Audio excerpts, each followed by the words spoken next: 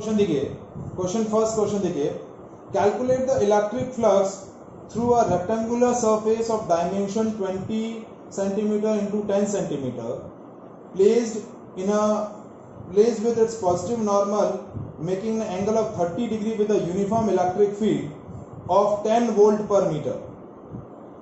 यानी जो आपकी सरफेस है वो रेक्टेंगुलर सरफेस है, उस सरफेस का जो नॉर्मल है वो यूनिफॉर्म इलेक्ट्रिक फील्ड के साथ क्या बना रहा है, 30 डिग्री बना रहा है। क्या बना रहा है, 30 डिग्री। जैसे इसी तरीके का सरफेस है,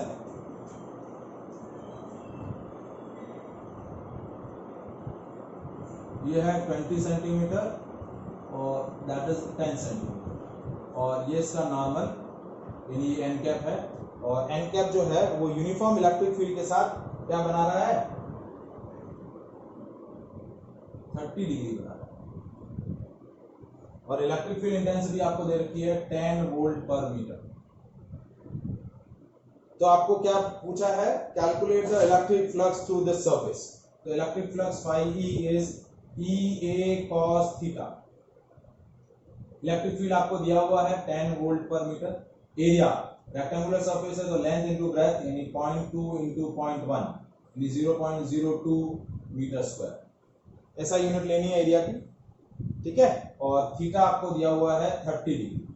कितना दिया हुआ है, 30 डिग्री। तो फ्लक्स कितना हो जाएगा, 10 इंटू 0.02 इंटू cos 30, तो 10 into 2 divide by 100 into cos 30। cos 30 का वैल्यू √3/2, ठीक है। तो ये हो गया 1.732 इंटू 10 डिवाइड बाय 100, तो ये हो गया 0.1732 volt into metre. So that is a flux passing through this rectangular surface.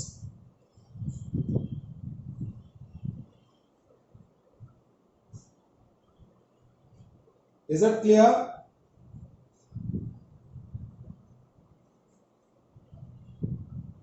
Next question.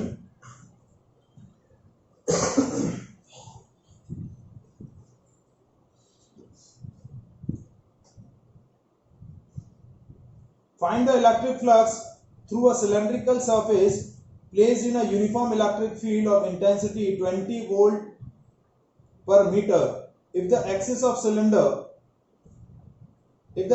cylindrical surface is parallel to the field। देखिए ये आपका इस तरीके से सिलेंडर दे रखा है,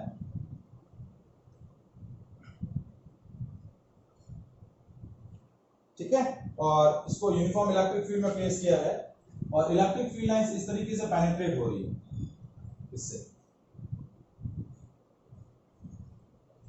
ये आपकी इलेक्ट्रिक फील्ड लाइंस, और इलेक्ट्रिक फील्ड इंटेंसिटी आपको दे रखी है 20 वोल्ट पर मीटर।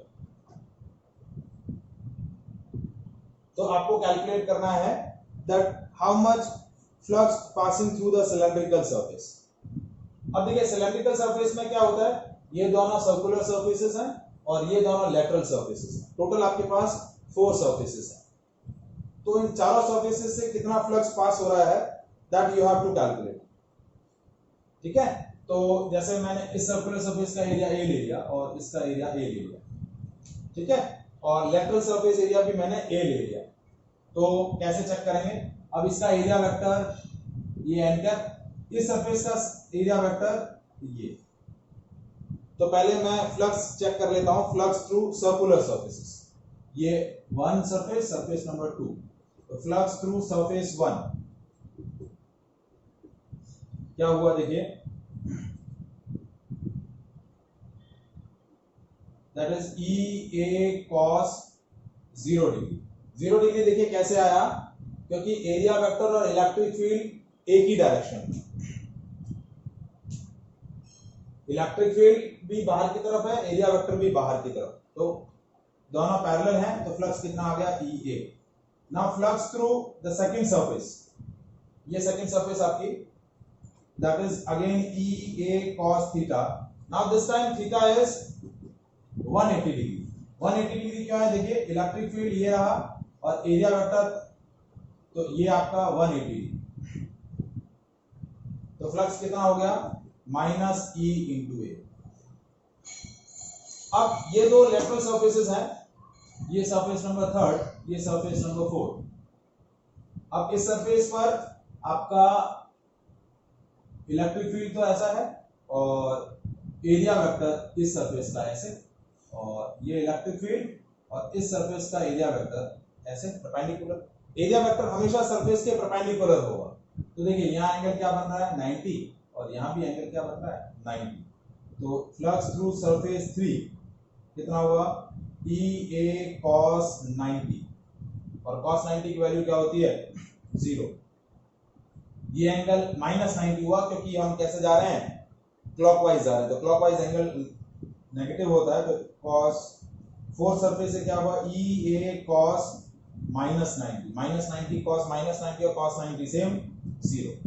तो टोटल फ्लक्स कितना होगा चारों सरफेसेस के थ्रू, देखिए ई ए माइनस ई ए प्लस 0 प्लस 0, तो फ्लक्स कितना पास हुआ 0। So total flux pass through this cylindrical surface is 0.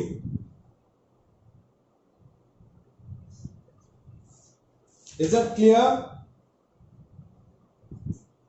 What is the doubt? Question क्या है? Next question. A charge of 2 microcoulomb is placed at the center of a sphere. Calculate the total electric flux through the surface of a sphere. Total electric flux through the surface of sphere. आपने क्या किया, एक 2 microcoulomb का charge लिया है, उसको sphere के centre में प्लेस कर दिया है। आपको क्या करना है, अब उस स्फीयर से कितना फ्लक्स पास हो रहा है वो आपको क्या करना है कैलकुलेट करना है। क्या करना है कैलकुलेट करना है। तो कैसे कैलकुलेट करेंगे देखिए,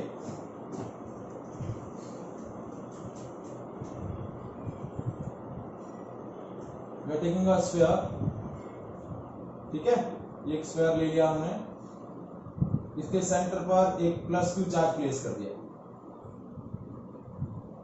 अब इससे कितना फ्लक्स पास हो रहा है वो आपको चेक करना है, और इस फ्लक्स की चार्ज की वैल्यू कितनी है 2 microcoulomb.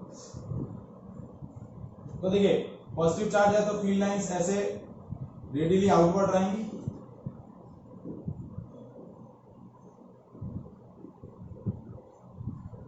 that is the pattern of electric field lines through the positive charge,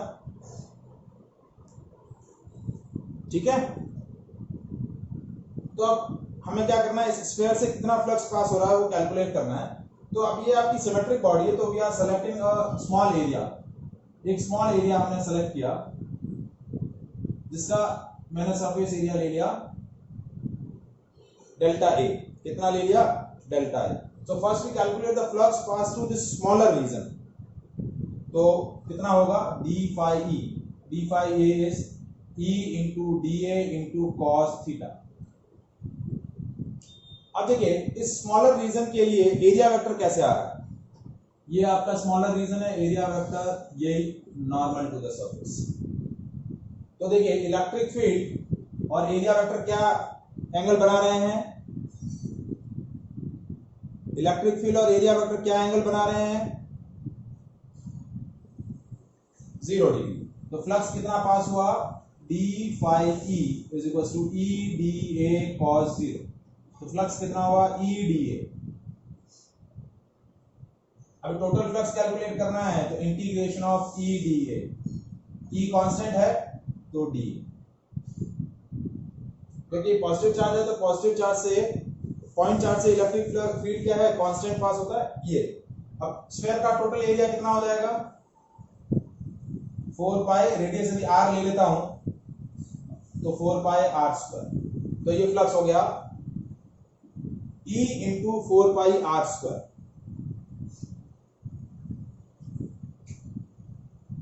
क्या हो गया E into 4 pi r square, that is the flux passing through this area.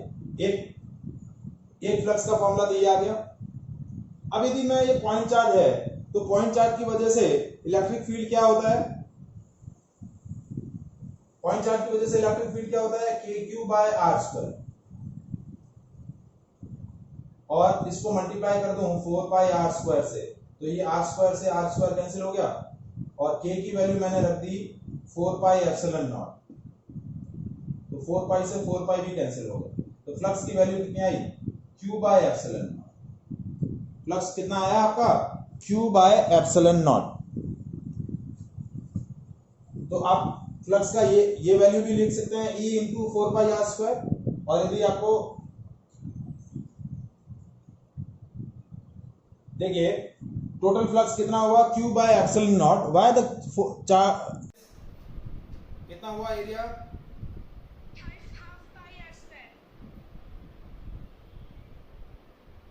Hemispherical bowl का lateral surface area 2 pi are square, कितना होगा 2 pi are square, तो 2 pi E into R square,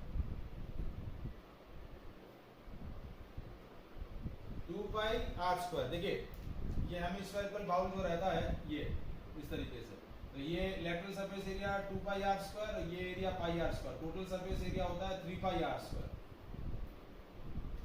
तो आपको सिर्फ ये वाला रीजन चाहिए क्योंकि आपने यहाँ सेंटर पे प्लेस किया है चार्ज को, ठीक है। अब नेक्स्ट क्वेश्चन जो है, नेक्स्ट क्वेश्चन में फील्ड जो है वो थोड़ा सा चेंज कर दिया। फील्ड कैसे है देखिए, इसी तरीके से हेमिस्फेरिकल बाउल है, ठीक है, of radius r, now the field is like that,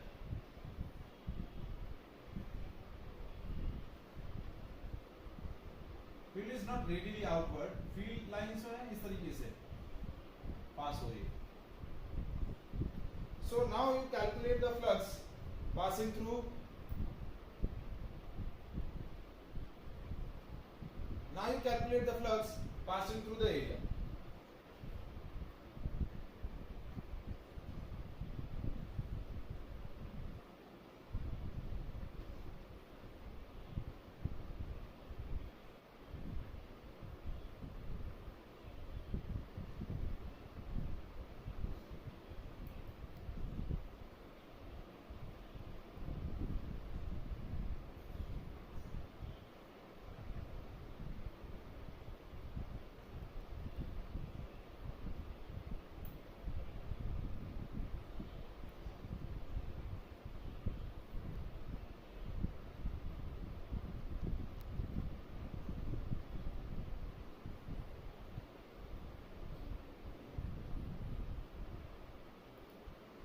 Now to calculate the flux,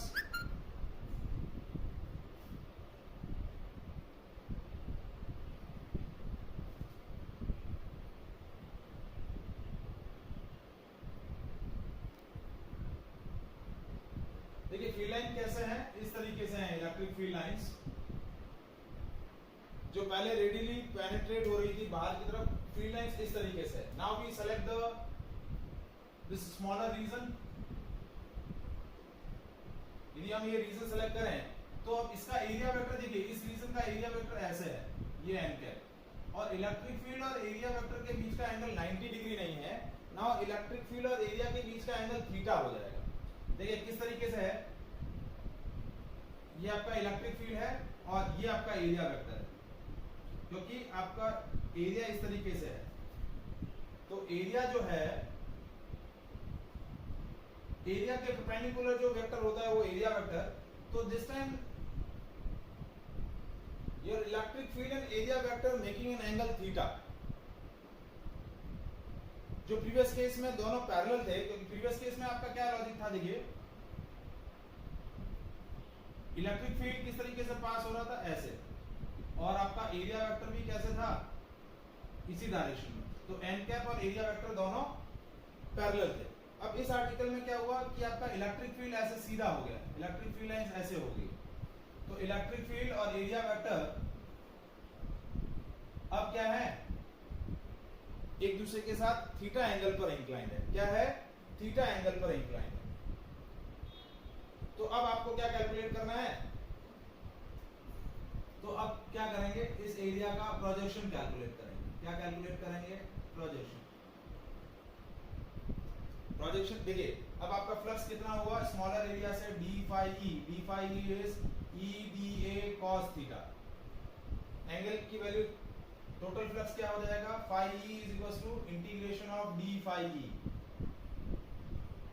तो phi E is equal to what, E D A cos theta, E constant बाहर आ जाएगा, integration of D A cos theta, integration of D A cos theta.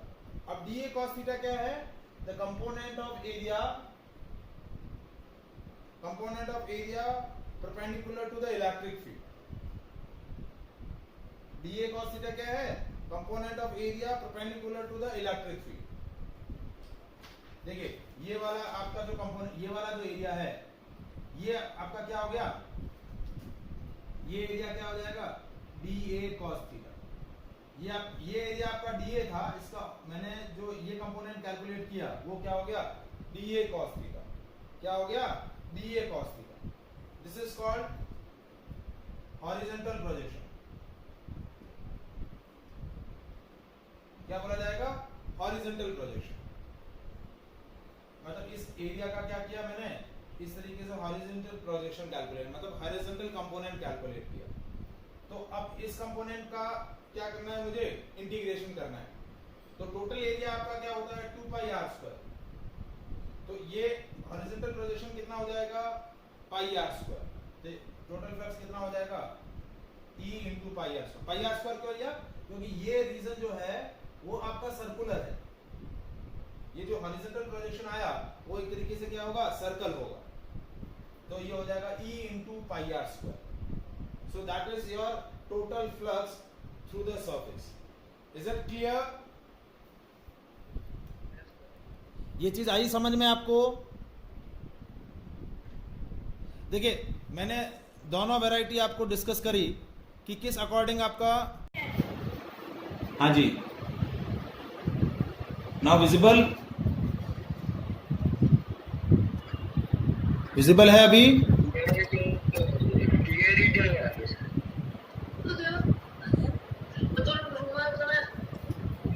Now question, we are taking a hemispherical bowl of radius r. Now we are placed a point charge q at the center of hemispherical bowl which radiate the field lines perpendicularly. इस तरीके से field lines क्या कर रही हैं, penetrate हो रही हैं, एंटर कर रही हैं बाउल के अंदर। So what will be the flux passing through the surface?